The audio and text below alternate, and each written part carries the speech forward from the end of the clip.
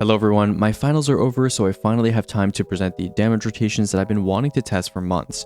Now that the Act 3 artifact mods have been in the pool for a while, I figured out which ones I want to use for every rotation, and boy do we have some strong candidates this season. Pretty much every rotation uses Limit Break to some degree, while Flashover also provides a massive boost to total damage for every rotation on the list besides melee-based options, where I didn't opt to use a Storm's Keep. Speaking of Storm's Keep, before this season I used to test rotations with just well and no debuff, but this season I've decided to add one Storm's Keep barricade to every test. The reason for this is because even after Flashover exits the artifact next DLC, I still think having one Storm's Keep Titan on your team is a valid choice, as it adds a free 10 to 15% extra DPS to everyone in the team, while still leaving the Titan with access to a great damage super. Limit Break and Flashover aside, the general setup for Heresy artifact mods includes a Legend Incarnate for Hezen and Praedyth, Unraveling Orbs, Horde Shuttle and 2 Shreds for free extra tick damage, No Bell for glaive melee options, and Harsh Refraction for traces. You might notice a distinct lack of particle reconstruction mentioned here. This season I decided to remove all debuff sources from my testing in order to make calculations easier, and in fireteam scenarios, which is what this content is aimed at, players tend to have a 30% debuff in either Tractor or Tether. The combination of Flashover boosted Storm's Keep and Limit Break has created opportunities for the highest number of damage rotations ever to succeed in killing Templar. Last season, a total of 3 rotations killed Templar, both Grand Overture variants and Wicked Euphony. This season, ignoring infinite options like primaries and glaive melees, we have triple that amount. 9 total rotations were able to completely deplete Templar's health with 1 rally's worth of ammo. In fact, because there were so many rotations that overkilled Templar this season, I wanted to create a more accurate representation of both total damage and DPS that we can use to analyze these rotations. First, I created an extended total value that simulates how long a rotation could continue for on a bulkier boss, and then used the sustained DPS value from the rest of the rotation to fill in the blanks and obtain a true total damage value. Second, since some rotations have inconsistencies, especially involving stack gathering like in the case of Winter's Guile and Wormgod Caress, I found the line of best fit for specific regions of every test where the term stable best fit the rotation. Essentially, I found a value that better represents the rotation's capability at any average given moment, rather than highlighting a particularly strong, think burst supers, or weak, think reloads, point in time. This season, I've dropped quite a few rotations from the roster due to lack of relevance, but I've added in a few that were highly requested in the months leading up to this video. Winterbite with No Bell takes up a few entries on the list, Hezen Vengeance has now replaced Apex Predator in all relevant rocket options, Lord of Wolves is present in its bug state despite it probably being due for an imminent patch, Refresh Praedyth is here to pair with exotics like Anarchy and the newly released Finality's Ager, and of course popular exotics like the Queenbreaker and Monarque are present as well. As usual, the vast majority of this season's rotations were tested on Prismatic Warlock, since Sanguine Alchemy's free 10% weapon boost far outpaces any competing super setup from either of the other 2 classes, on top of its other benefits like easy unravel access, 4/3 surge split potential, and an excellent ability spread for elemental honing activations. With that out of the way, let's get started with the first of 35 rotations I'm ranking this season. Monarque has gained some notoriety this season thanks to its fast bolt charge generation properties. Since bolt charge largely relies on mag size calculations, bows that are able to apply instances of bow damage very quickly generate bolt charge rapidly. Monarque in particular is the best of these candidates, as its poison ticks outpace any other exotic bow effect when it comes to bolt charge. That said, it is no substitute for an actual damage rotation, and it's clearly better suited for a last-ditch ammo-less option rather than a main DPS weapon, and even amongst primaries, it still isn't particularly impressive, as we'll see in future entries. In future seasons, expect this bow to drop completely from this list, as it's evident that the vast majority of its damage comes from Flashover bolt charge. Easily one of the most requested options on this list, I had plenty of people asking me whether or not Barrow-Dyad was going to be good for boss DPS after the Taken Ambition Intrinsic dropped alongside all of its additional catalysts. While its damage is certainly not terrible, it's nothing particularly impressive, especially given that this more optimized setup requires running 2 SMGs instead of just Barrow-Dyad. Granted, just running Barrow doesn't decrease your damage that much, but I wanted to give it the best possible shine in this ranking. To be clear, what I'm doing here is fully charging the panic response meter by starting on Barrow, reloading to prep the Seekers, then swapping to a Cascade Point Shayura's Wrath to build 20 stacks of Peacekeeper's buff, then swapping back to Barrow to keep those 20 stacks and have them applied to the Seekers, which obviously do the most damage out of all the shots being fired. To be honest, for the amount of effort required watching your panic response meter, swapping between SMGs, and watching your Shaiura's mag counter, this is simply not worth it. And while Barrow-Dyad even on its own does decent damage with Peacekeepers compared to something like a 0-stack Outbreak, I don't think it's a primary DPS meta shifter like some have suggested. Merging last season's options into one, this season I wanted to make better use of Facet of Command in order to bypass the reload downside of using this weapon without Actium Warrig. Since I was successful in pulling this off, I decided to only keep the Warlock version of this damage option on the list, since the Titan version was just worse due to lacking Sanguine. I did sneak in a Lost Signal shot or two between Overture volleys in order to maintain Transcendence for freezing Singularity command reloads, but besides that, pretty unremarkable stuff.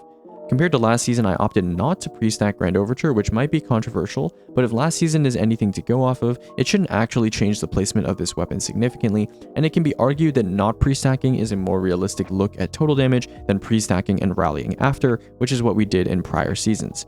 That being said, not very impressed by Grand Overture here, and while its total damage did manage to best Templar, there are other weapons here that are less reliant on command and have less risk in terms of losing stacks, and also have similar total damage profiles while maintaining higher sustained DPS. In regards to primaries, Outbreak continues to showcase why it is the best overall damage primary for boss DPS. Despite me starting with 0 nanites on the boss and having no teammates to accelerate stack buildup, Outbreak was able to best both Barrow-Dyad and Flashover carried Monarque through its ability synergy thanks to its crazy fast Transcendence building. I won't be able to show the entire rotation on screen, but know that I literally threw 4 Nova Bombs during this rotation, with the final one killing Templar. Even though it might fare a little worse on other classes, Outbreak is certainly impressive in its own right, and its damage utility in terms of Transcendence and Super Generation cannot be understated. Our next rotation is a bit of a standout from the crowd. Appropriately named the ATP rotation by my chat, this one features 2 caster frame swords and Envious Clip Liturgy. Ever since the sword energy changes that permitted stowed charging and non-full charge powered heavy attacks, my friend Ritz has been bugging me to make a caster frame rotation, and today I'm going to grant his wish. Featuring an on-guard Ill Omen and a caster perfect 5th Ergo Sum, this rotation blends some of the fastest Transcendence charging you'll see on any weapon type in order to yield the highest total damage of any non-infinite damage option on this entire ranking. When Templar died, I was left with nearly half my ammo remaining thanks to the Ergo Sum Catalyst combined with the relative ammo efficiency of the caster frame sword. Calculating the extended total damage of this rotation, we end with a whopping 170% of Templar's health pool, all from spamming heavy attacks from 2 caster swords and prismatic warlock abilities. The sound of Thunderlord is a familiar one to raiders and dungeoneers worldwide, and while its recent bull charge synergizing buffs make it a stronger contender than last season, it isn't a particularly high DPS option in the bigger picture of Destiny damage. Despite rocking some pretty solid total damage at nearly 15 million, I had to sacrifice Thunderlord's ramping RPM DPS by interrupting its flow with grenade throws, Phoenix dives, and supers in prismatic warlock fashion, which is part of the reason it's sitting at rank 30. In exchange, we were able to overshoot Templar's health by almost 50%, which is a pretty solid showing even amongst the total damage titans in this season's ranking. Another hot topic this season, the Queenbreaker has arrived in the exotic heavy spotlight as a result of both a rework as well as the introduction of particle reconstruction to the Heresy artifact mod set. Though we didn't opt to test with particle for any of the linear tests this season, rest assured that this test, like all others on this list, had its DPS calculated accounting for a 30% debuff like Tractor, which outdoes particle by a few percentage points. Coupling its new Rewind Rounds catalyst with Facet of Command, I never once had to reload this linear for its entire firing duration. That being said, I did expect Queenbreaker to do a little better, but it's still a solid exotic heavy showing for how simple it is to use. A lot of people have been running Microcosm this season thanks to the Harsh Refraction artifact mod, which boosts its damage by 20%. Another trace that went a little under the radar, however, is none other than Ager's Scepter. Already sporting a fairly impressive sustained damage profile for a special, that same artifact mod actually boosts Ager's Scepter and other exotic special trace damage by 35%.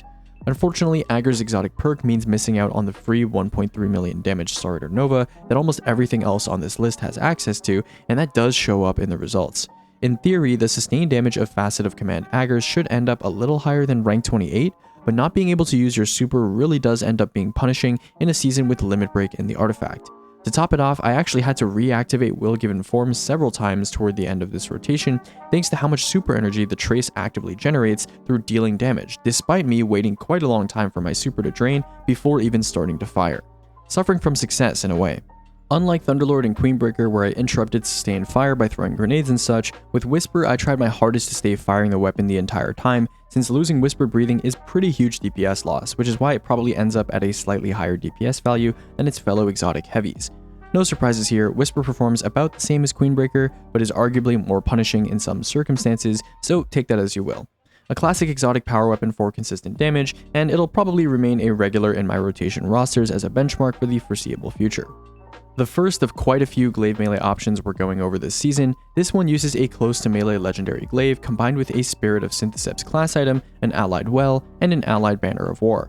For those that don't know, placing your own well for glaive melee damage doesn't actually provide the empowering buff to your glaive melee, so it's imperative that in team environments, you either rely on someone else's well or a different damage buff like Song of Flame if you plan on glaving away on a boss.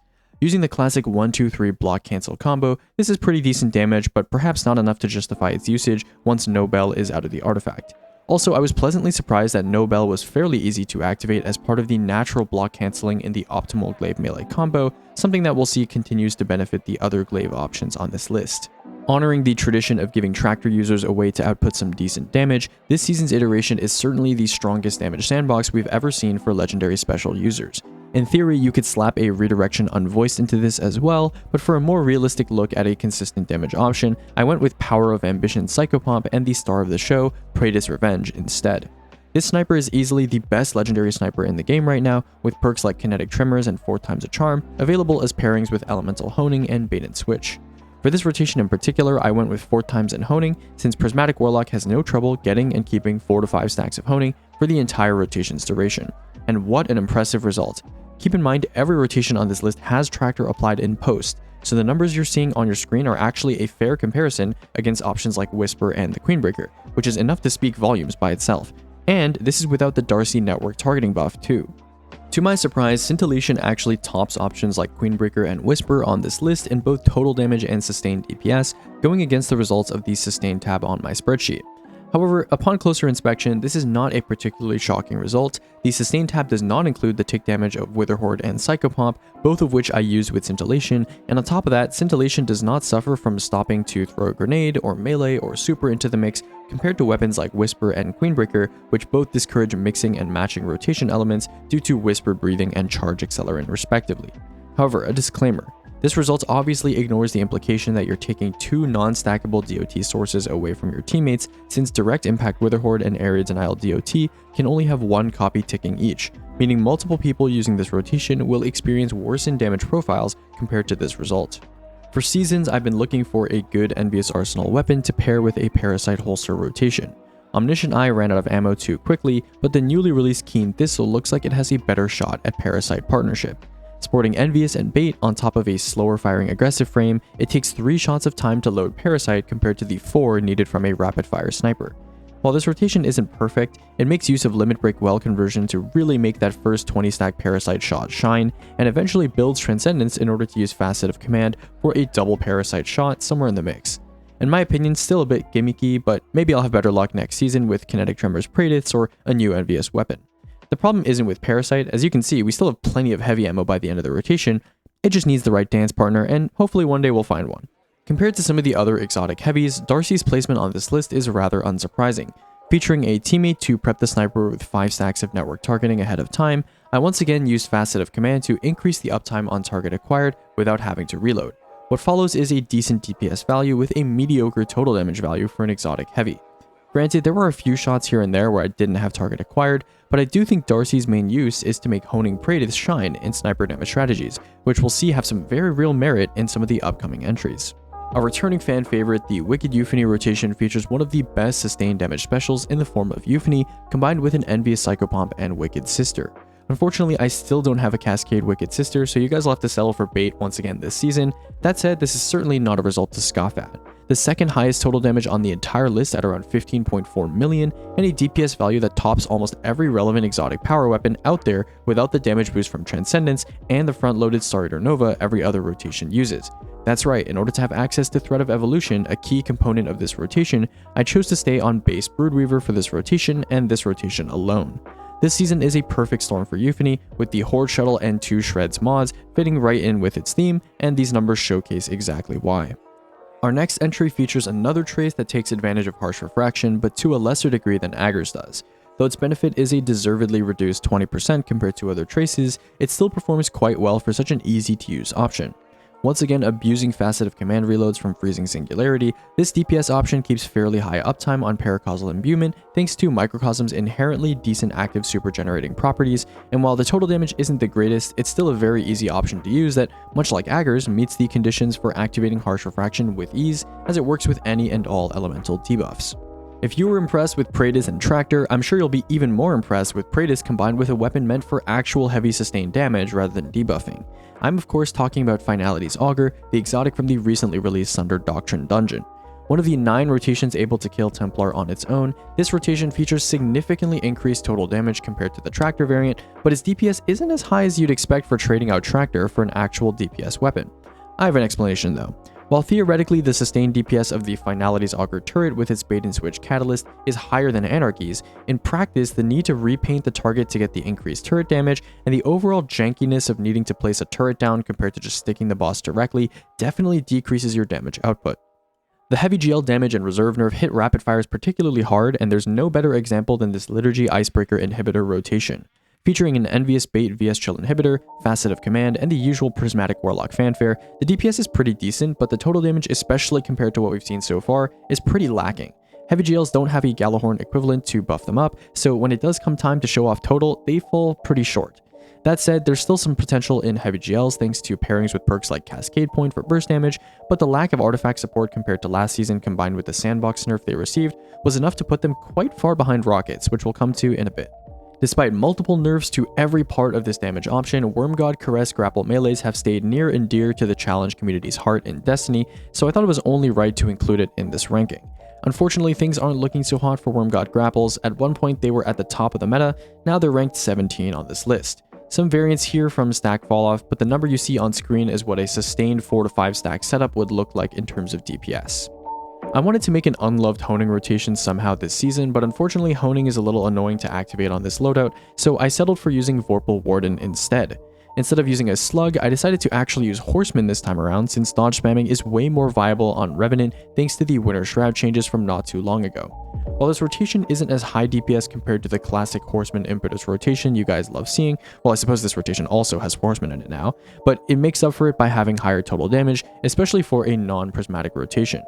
Our first Winterbite appearance. This is essentially the same as the legendary close to melee glaive setup, except I'm using Facet of Ruin to ensure the Winterbite shatters do a tiny bit more damage. Not much to say here besides that 250k DPS is pretty solid but nothing mind-blowing, and not to spoil anything, but Winterbite is definitely capable of putting up much crazier numbers than this. Subtract Nobel, and this is just an okay alternative to sword DPS, but while Nobel is here, this is pretty solid damage for an ammo-less strategy.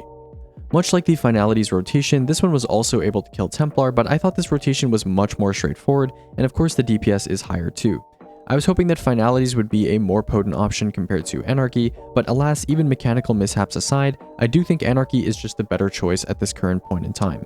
As for the star of the show, Praedyth, not only does it make use of the kinetic 40% bonus from 5 stacks of honing, but it also overflows to 14 after supering and keeps Time Loss magazine almost constantly up thanks to the super generation from active damage output.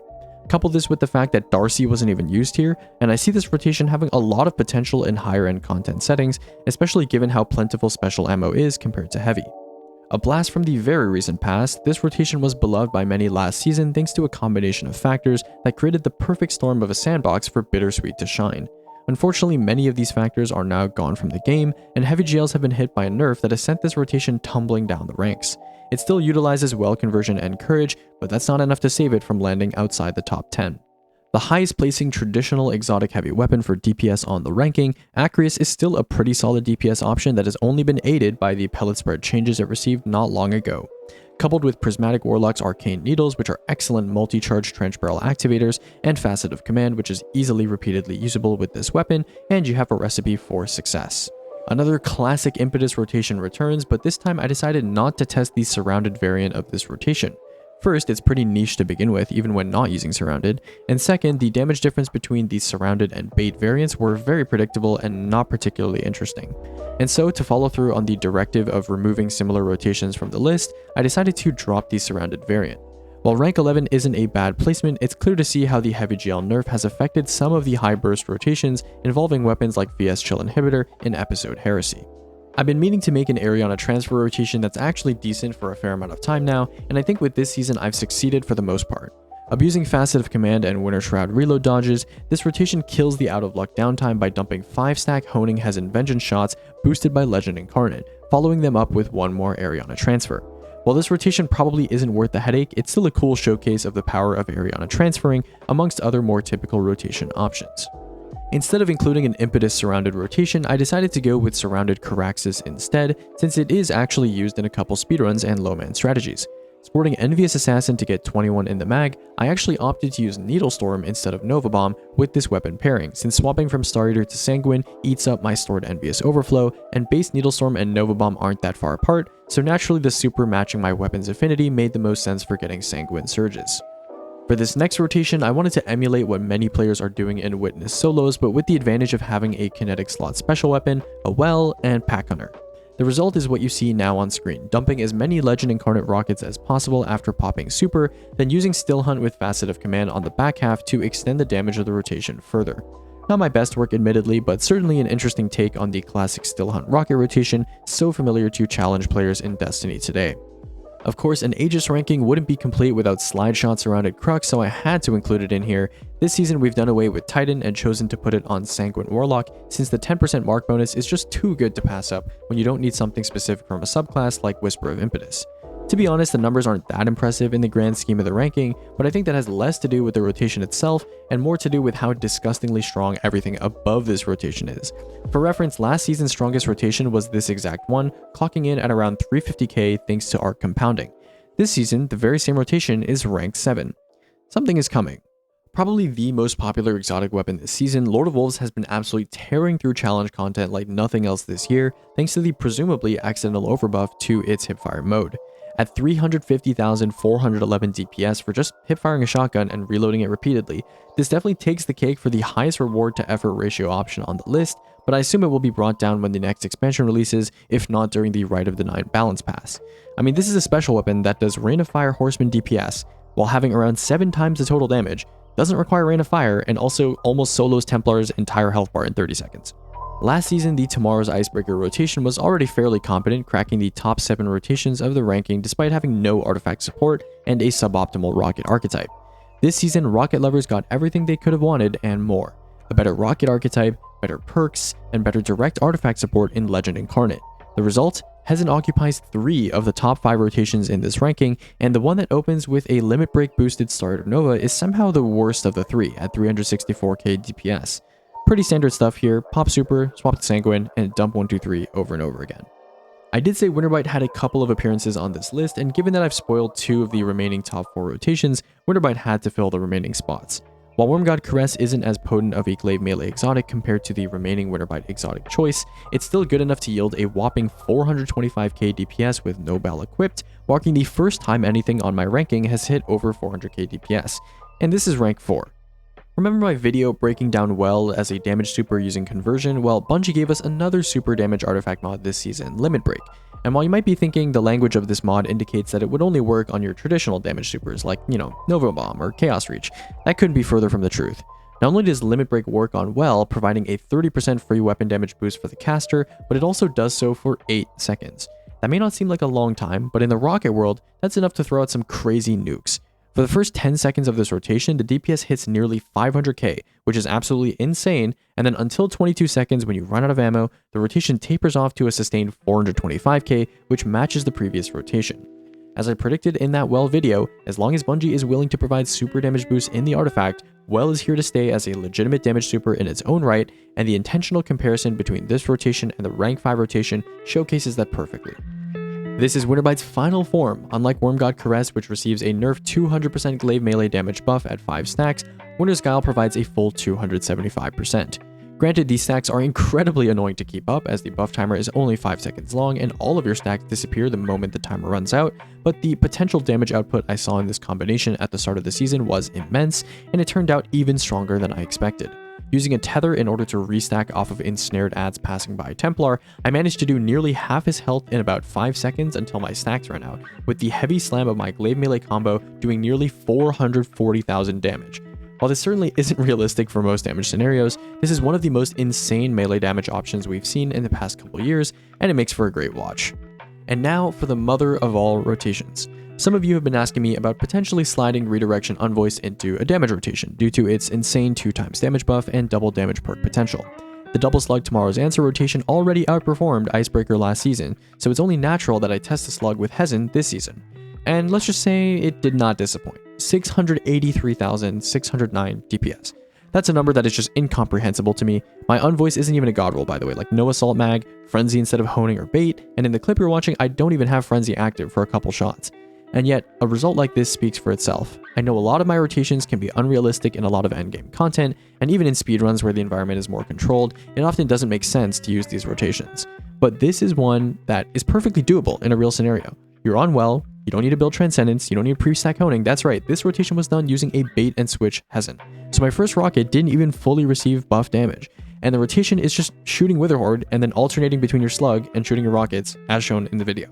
Absolutely insane that a pretty average execution slug rocket rotation is capable of pulling this off, and with suboptimal circumstances nonetheless. For reference, with just Lumina, Tractor, and a friend on Galley, this rotation kills Templar on its own in 20 seconds. Just crazy stuff, and a testament to what you can do when you combine all of the most overpowered elements of the sandbox together, from well conversion artifact mod abuse, to buff double perk redirection slugs, to the all-powerful time loss magazine Hezen. When I started coming up with the rotations for this season, I had no idea we'd break the 400k, the 500k, and the 600k barrier this season, but here we are. Granted, I'm calculating a new stable DPS value, and if we went with the old method, the top damage option would still be around 450k DPS, but that's still an insane benchmark to set that likely won't be surpassed anytime soon. I hope you guys enjoyed watching all of these rotations, and a big shout out to everyone who sat with me and helped me test every single one this season. I'm getting a little better at structuring my testing, so we were able to get everything done in just a few sessions, but I couldn't have done it without the help of everyone who volunteered hours of their time to make this testing a smooth experience. If you have any questions about any of these rotations, feel free to ask in the comments, and as usual, you'll find them all uploaded separately in the Season 26 rotation playlist, which I'll link in the description. Once again, sorry about how late this video came out, but given how long the season looks like it's going to be, I hope you all have plenty of time to experiment with these rotations until the next expansion. Thank you for watching.